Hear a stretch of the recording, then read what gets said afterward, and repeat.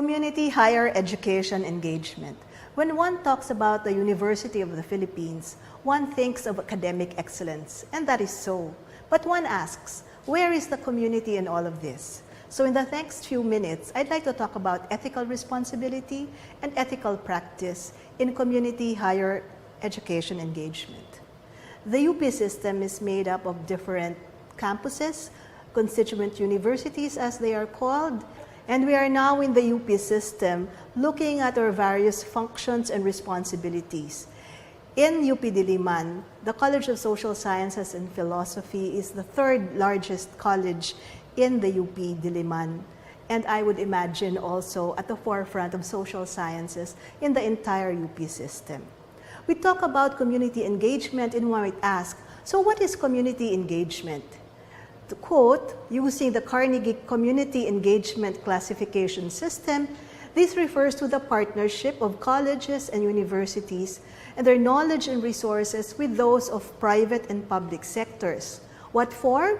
This is to enrich scholarship, research, and creative activity, to enhance curriculum, teaching, and learning, to prepare educated and engaged citizens, to strengthen democratic values and civic responsibility, to address critical issues, and to contribute to the public good. Okay. If we talk about scholarship, one would say scholarship is writing research publications, making sure that you're in the ISI and Scopus talking about impact factor. But let's go back to what Ernest Boyer said in the 70s. Also, coming from the Carnegie studies, Ernest Boyer wrote a very important book entitled Scholarship Reconsidered. What did he say? Scholarship, he says, actually refer to 4 areas of scholarship. These are teaching, discovery, integration, and application and engagement. What comes to mind when scholarship is mentioned is probably research. And this is by Boyer's classification, discovery. This answers the question, what is to be known? What is yet to be found?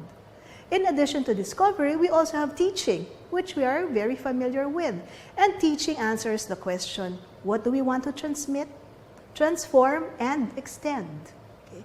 But given all this information, what we know, what we have found, what we want to transmit and transform, what do all these mean? So this is where the scholarship of integration comes in. But beyond this, Boyer also says that we have to answer the question, how can knowledge be responsibly applied to consequential problems? So what if we have these findings? So what if we are able to convey this knowledge to our students? What do this mean? Not only for ourselves, but for the community around us, for society as a whole. And that is what Boyer has referred to as the scholarship of application, now more well known as the scholarship of engagement. With the UP as the case study, let's look at what UP stands for and how we can make sure that UP scholarship covers the 4 areas of classification according to Boyer. In the UP, we know that there is Republic Act number 9500, an act to strengthen the University of the Philippines as the national university. This is also known as the University of the Philippines Charter of 2008. What does it say? Let me pick out about 3 sections of the charter that are important to us today. First, we look at section 3, which talks about the purpose of UP. It says, 1, that we lead in setting academic standards and initiating innovations.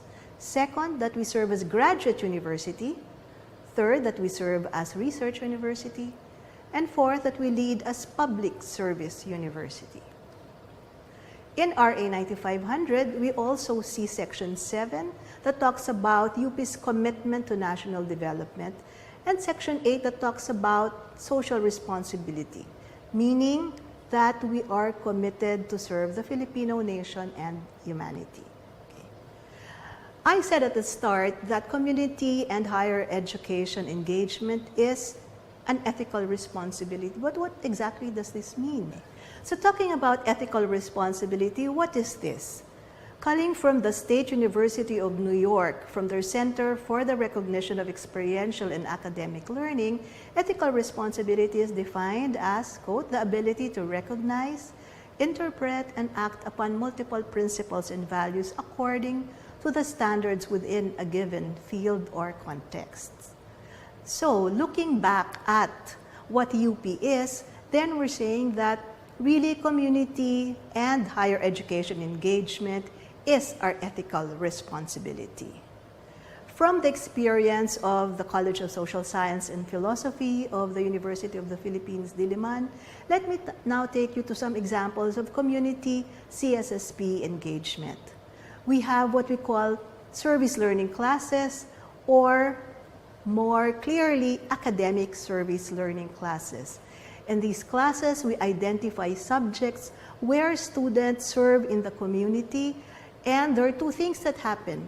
One is that the community benefits from the service of the students. Second, that the students learn about not only what it means to be a good citizen, what it means to serve the community, but they learn about concepts in class.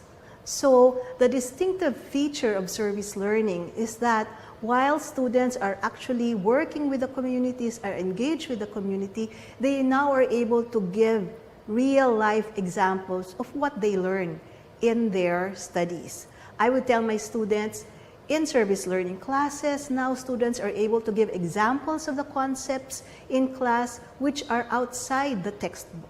These examples are from their own experience in the community. So if one were to talk about any concept, for instance, in my field in developmental psychology, if we talk about the goodness of fit in parenting and child rearing, then you would say, okay, in my interaction with parents in the community, I saw that some fathers interact with their children better than some mothers. And it is not because one or the other is better as a person or as a parent. It just so happens that perhaps the personality of the father matches the personality of one child, so that that father might be better in interacting with child number 2, but the mother is better at interacting with child number 3, because there is a better fit in the personality of the parent and the child. And the student says, okay, I'm able to serve because I am able to share concepts like that with the community, but now I also learn for a fact that this thing called goodness of fit actually happens, and it does work. This concept that came from another country is something that I can now say is also useful where we are. So that's just an example of service learning. Another example would be the National Service Training Program, and this is mandated by law. All our students are required to take the MSTP. In the college, our students go through 2 sessions of different modules where they talk about service and about the kinds of work that they can do based on their discipline. So by the second class, which is the second half of the 6-unit requirement, they're asked to come up with proposals where they can serve the community of choice within the purview of their academic discipline. So again, we see that there is a relationship between the discipline of the student and the type of service that the student extends to the community. The third would be the field extension classes. There are many classes, and we talk about different forms of extension. We can talk about outreach, we can talk about on-the-job training, we can talk about practicum. But in these field extension classes, usually students would spend a considerable amount of time in a particular area. And this is where they interact with the community and help out in, again, 2 ways. One, sharing with the community what they know, and for themselves, okay, making sure that they understand the concepts and the methodologies correctly. In CSSP, during the University of the Philippines first awards for extension in UP Diliman, our Department of Geography was awarded first prize as Outstanding Extension Service Program. And what the geography department did was, in line with the DRRM program, they went to communities and helped the communities come up with their maps.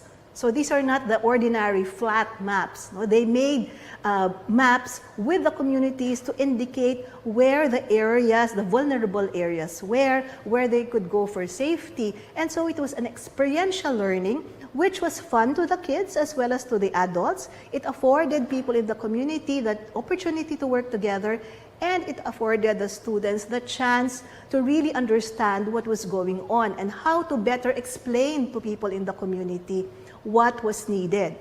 But as importantly, they also learned from the community what the signals were that they would not have otherwise known if they just stayed on campus.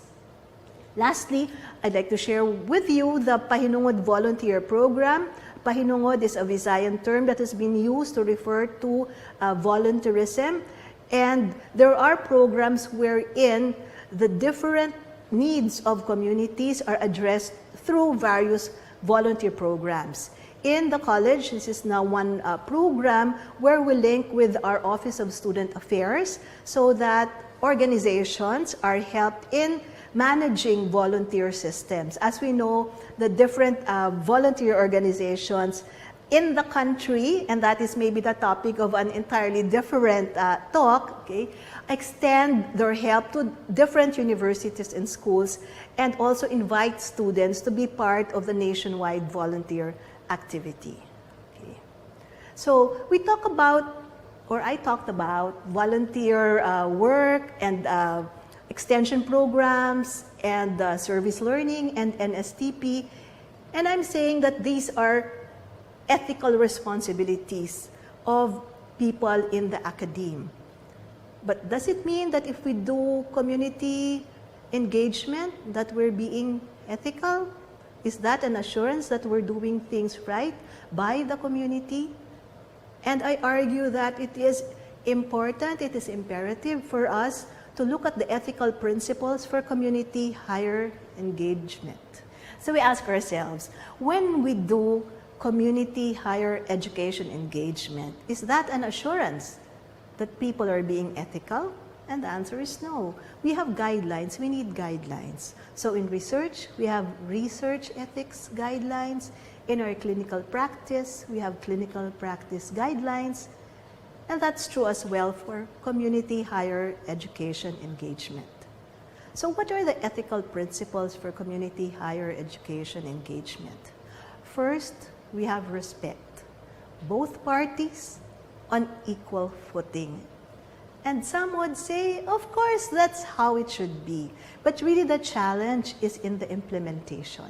And the first area where this might be challenged is in deciding what form of service the community needs and what form of service the academe can give. So I tell my students, it's not us telling them, this is our expertise, and you must feel privileged because you are, that we are working with your community. We must make sure that this is something that they need. And this is where respect on equal footing comes in. We have to listen, and they have to tell us, this is what we need.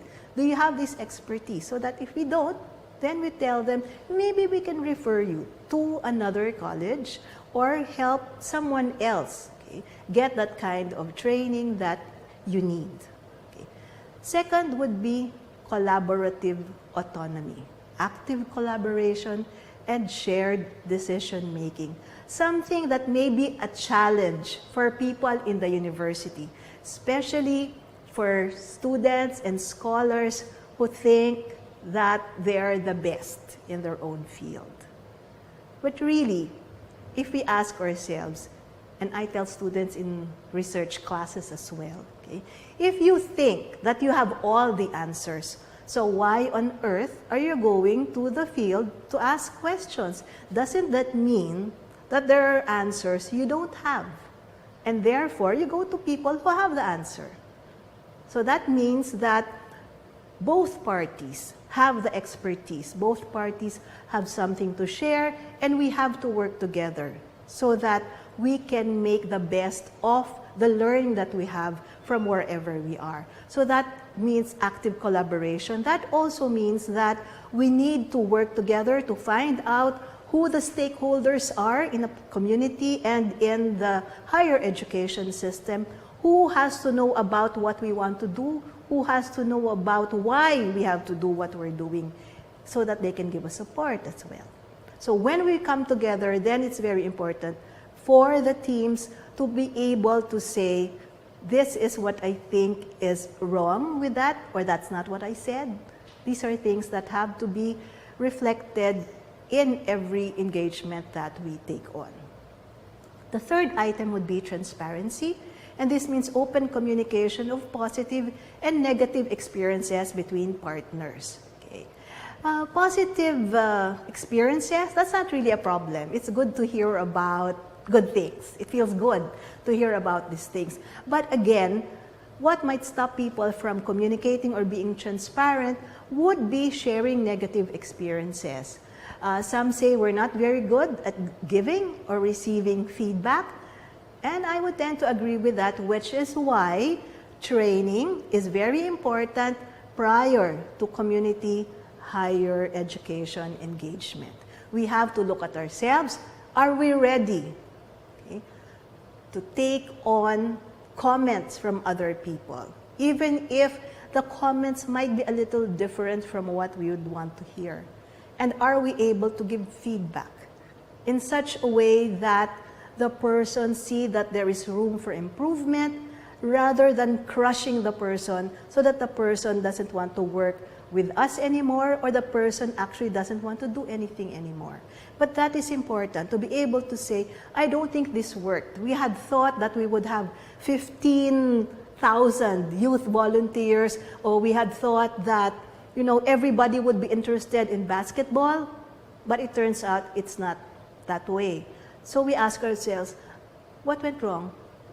What else could we have done? Okay. What do we see as an improvement? Because there is a part 2 and part 3. No? So if you're doing, let's say, a basketball clinic, no, for young people in the community, and the first clinic didn't work out so well, what can we do the next time around? Okay? And what do we learn from it? But if it's also very important to give a balanced view. So this didn't work out, but this thing worked out. So let's make more of what worked out. But that has to be said. Or if people think, I didn't have a chance, no, to participate. Some would even say, I had wanted to be more participative, but I didn't know that it was open to me. I thought it was only for people with a higher rank, okay? Or people who looked a certain way.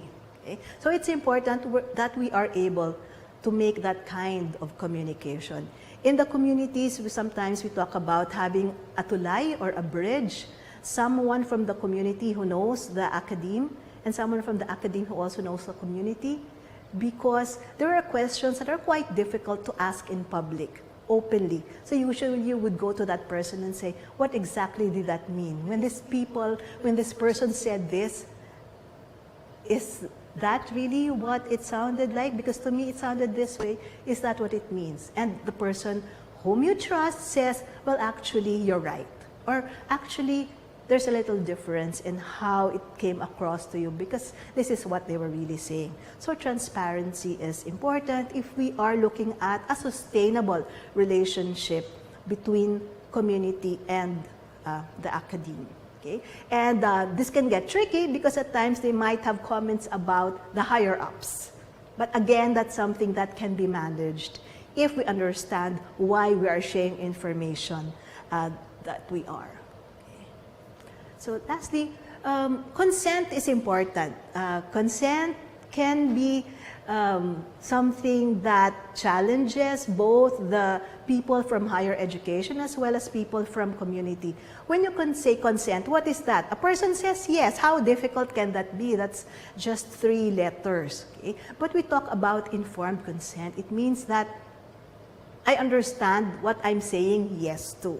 And for me to be able to do that, I have to know what exactly it is that you want me to do, why you're here, how long you're staying. Because I could say, yes, you're welcome in the community because I think that you're going to solve our problem on cooperatives. You know? But you're from another field, so that's not really your area.